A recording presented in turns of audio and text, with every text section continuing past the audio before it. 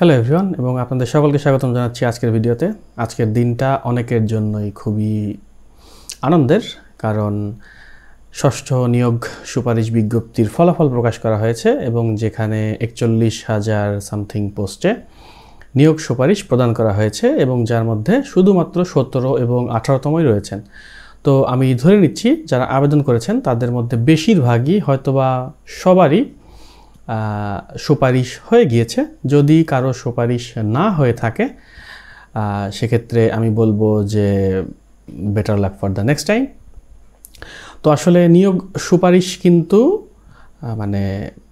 শুধুমাত্র সবেমাত্র কেবল শুরু, এখনও আরও অনেক কাজ বাকি। আমি একটা কথা মাঝে মধ্যে বলে থাকি যে যেহেতু এখন পর্যন্ত আমাদের অটোমেটিক এমপিও সিস্টেম চালু হয়নি, এমপিও আপনাকে ম্যানুয়ালি আবেদন করতে হবে। সো আপনার নিয়োগপত্র পাওয়া, যোগদান করা এবং এরপরেও আরও অনেক ফর্মালিটিস আছে আপনার প্রথম বেতন পাওয়ার আগে। তো এই জন্য আপনাকে যে সকল কাজ করতে হবে আমি চেষ্টা করব প্রতিনিয়ত সেই বিষয়ে আপনাকে গাইড করা। তো তারই ধারাবাহিকতায় প্রথমেই আজকে শুরু করব যে কিভাবে আপনি সুপারিশ পেয়েছেন কিন্তু কিভাবে আপনি নিয়োগপত্র পাবেন বা যোগদান করবেন সেটা আমি আজকে দেখাবো এবং সরাসরি আপনাদের একটা ওয়ার্ড ফাইলও দিয়ে দিব। যদি আপনারা চান তাহলে সেখানে জাস্ট আপনাদের নাম, তারপরে নাম ঠিকানা বসিয়ে আপনার তথ্য বসিয়ে আপনি সেটা সাবমিট করতে পারবেন। তো আমরা অনেক কথা বলে ফেললাম, আমরা আর কথা না বাড়িয়ে মূল আলোচনায় চলে যাই। তো প্রথমেই এটা হচ্ছে আপনাদের সুপারিশপত্র, যেখানে সুপারিশ প্রদান করা হয়েছে এবং এনজিআই ওয়েবসাইটে আপনার রেজাল্টের মাধ্যমে আপনি রেজাল্ট দেখতে পারবেন, যে বিষয়ে আমি একটা ভিডিও অলরেডি তৈরি করেছি, যেটা আপনি চাইলে দেখে আসতে পারেন।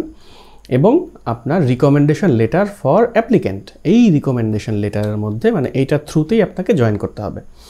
আচ্ছা, এবার আপনি যেই রিকমেন্ডেশন লেটারটা ডাউনলোড করবেন সেইখানে দেখবেন যে এই রকম কিছু তথ্য আছে যে আগামী 18 সেপ্টেম্বর 2025 তারিখের মধ্যে সুপারিশপ্রাপ্ত প্রার্থীর অনুকূলে সংশ্লিষ্ট শিক্ষা প্রতিষ্ঠান নিয়োগপত্র প্রদান করবে। অর্থাৎ এটা কিন্তু আপনার রেসপন্সিবিলিটি না, এই রেসপন্সিবিলিটি হচ্ছে প্রতিষ্ঠান প্রদানের।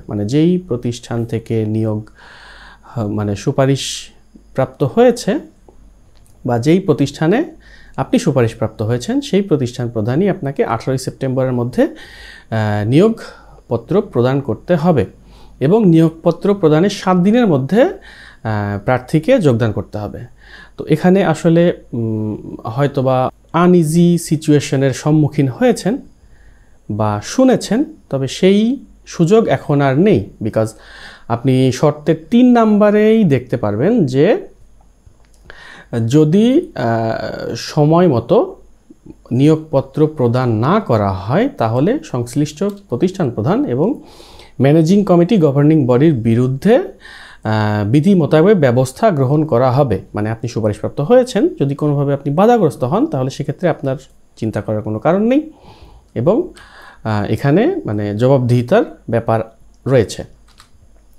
আচ্ছা, আমি জানি যে আপনারা সবাই জানেন, তারপরেও আমি একটু বলে নিচ্ছি যে নিয়োগপত্র এবং যোগদানপত্রের বিষয়ে, যেহেতু এই দুইটা বিষয়ে আমি কথা বলবো, এই দুইটা বিষয় আসলে কি। নিয়োগপত্র হচ্ছে যে এমন একটা প্রচলিত পদ্ধতি, দুইটাই প্রচলিত পদ্ধতি। তো নিয়োগপত্র হচ্ছে যে যেইটা প্রতিষ্ঠান প্রার্থী বরাবর প্রদান করে সেটাই হচ্ছে নিয়োগপত্র, আর যোগদানপত্র হচ্ছে ওই নিয়োগপত্রের এগেইনস্টে কোনো প্রার্থী যখন জয়েন করে সেটা হচ্ছে যোগদানপত্র। তো এই দুইটারই এক্সাম্পল আমরা দেখব। তো এর আগে আমরা একটু দেখে নিই যে নিয়োগের ধাপসমূহ কি। আপনার যদি এটা প্রথমবার আপনি সুপারিশপ্রাপ্ত হয়ে থাকেন তাহলে এই জিনিসগুলো হয়তো বা আপনার নাও জানা থাকতে পারে। সেটা হচ্ছে আপনার এমপিও আবেদনের সময়ে আপনার বেশ কিছু তথ্য লাগবে। যেমন আপনি সুপারিশপ্রাপ্ত হওয়ার পর নিয়োগপত্র প্রাপ্তির আবেদন করতে হবে প্রতিষ্ঠান প্রধান বরাবর। প্রতিষ্ঠান প্রধান আপনার সেই আবেদনের প্রেক্ষিতে আপনাকে নিয়োগপত্র প্রদান করবে এবং তারপরে যখন নিয়োগপত্র প্রদান করবে ধাপ 3-এ এসে প্রার্থী যোগদান করবে। ঠিক আছে?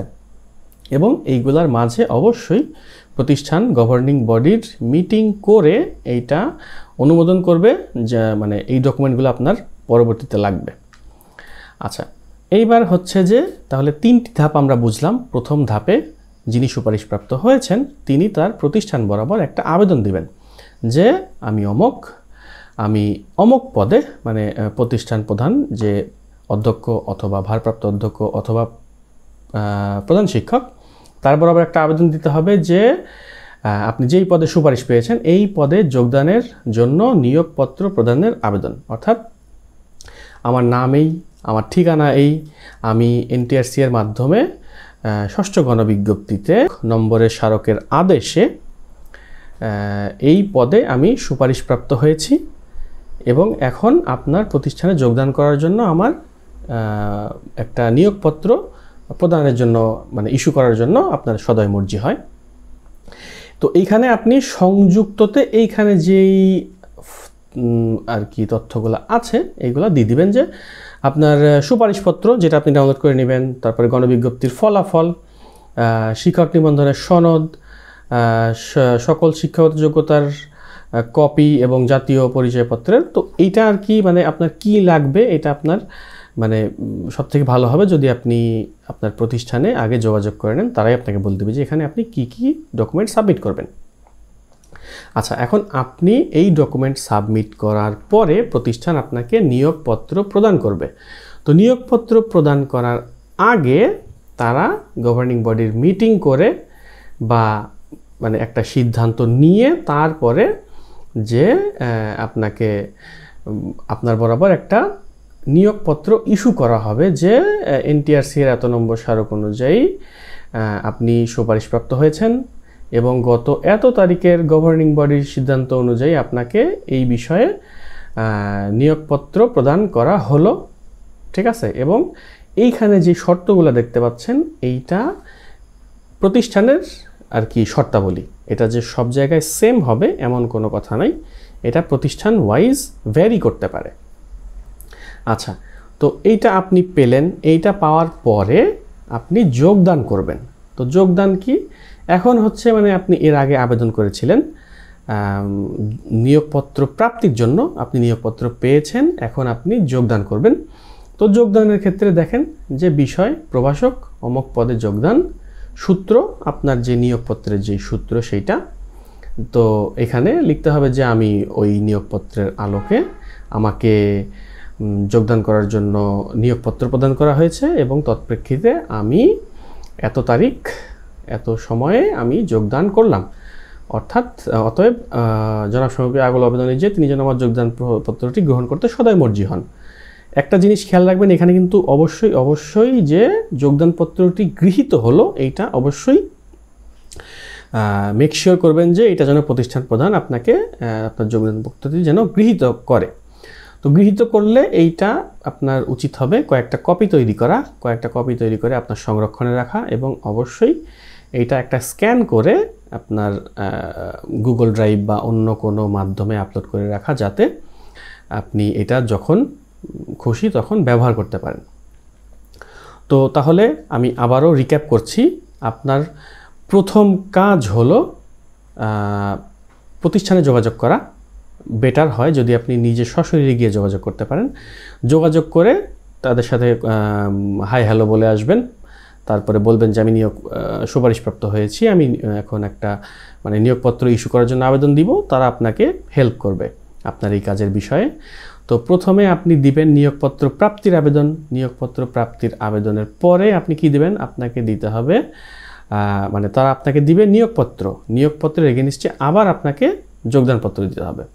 তো আমার ডেসক্রিপশন বক্সে আমি আমার এই নিয়োগপত্র প্রাপ্তির আবেদন এবং যোগদানপত্রের যেই ওয়ার্ড ফাইল এইটা আমি লিঙ্ক দিয়ে রাখবো। আপনারা চাইলে এই ফাইলটা ডাউনলোড করে আপনারা এই ফাইলটা ব্যবহার করতে পারেন। সেখানে শুধু সব কিছু লেখাই আছে, আপনি শুধু আপনার তথ্যগুলো বসিয়ে দিবেন। তো এই আপনার নিয়োগ যোগদান থেকে শুরু করে এমপিও পর্যন্ত এখনও আসলে অনেক ফর্মালিটিস বাকি এবং আমি বরাবরের মতোই চেষ্টা করব এই ফর্মালিটিসগুলোতে আপনাদেরকে যথেষ্ট পরিমাণ বা আমার যতটুকু সাধ্য আমি ততটুকু হেল্প করার চেষ্টা করব। আশা করছি আজকের ভিডিওটি আপনাদের জন্য উপকার হবে। যদি ভিডিওটি ভালো লাগে অবশ্যই একটি লাইক করে যাবেন এবং সাবস্ক্রাইব করবেন। দেখা হবে খুব শীঘ্রই নতুন কোনো ভিডিও নিয়ে। ততক্ষণ পর্যন্ত সকলেই ভালো থাকবেন এবং ভিডিওটি শেষ পর্যন্ত দেখার জন্য ধন্যবাদ।